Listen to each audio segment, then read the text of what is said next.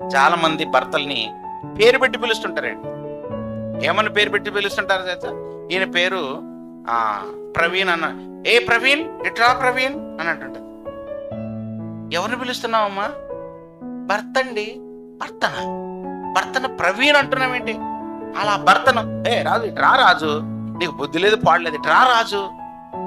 ఇంకా కొందరైతే ఒరే ఇట్రారా. ఎంత గౌరవం అండి! అలా పిలుచుకోవచ్చండి, అలా పిలువచ్చండి భర్తని? తప్పది.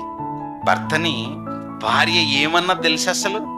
పేతురు గారు రాసినటువంటి మొదటి పత్రిక 3వ అధ్యాయం 5వ వచనం 6వ వచనం, అటువలే పూర్వము దేవుని ఆశ్రయించిన పరిశుద్ధ స్త్రీలను తమ స్వపురుషులకు లోబడి ఉండుట చేత తమను తాము అలంకరించుకునేది.